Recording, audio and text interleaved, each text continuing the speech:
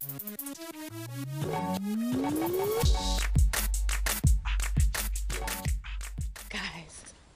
okay, so as you can see, I'm over myself now.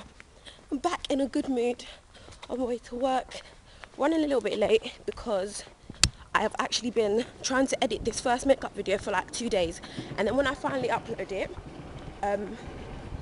it tells me that the video's too long because I talk too much. So now I have to, I tried to do it before I was going to work, but it didn't work out, so I'm gonna have to do it when I get back.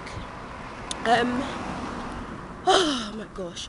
But yeah, as I was saying, yeah, so I'm out of my mood now, and yeah, this morning I was reading Esther, and honestly, like, I think the best part of this morning, I think it was chapter 4, and I was just reading the part where basically Mordecai says to Esther, you know, if you don't help us out in a situation where, you know, the Jews were going to be killed, then, you know, God is going to find a way to kind of help the Jews out anyway.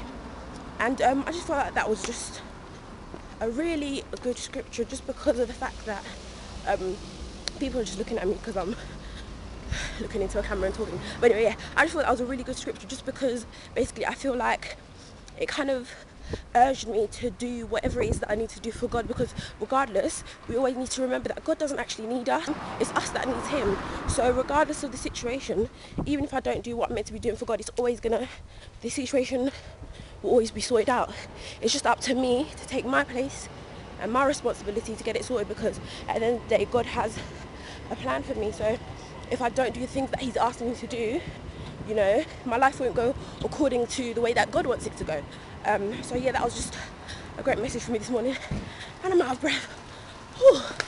No, I need to get fit, man. But anyway, just saying good morning, guys, and I'll speak to you later. Bye.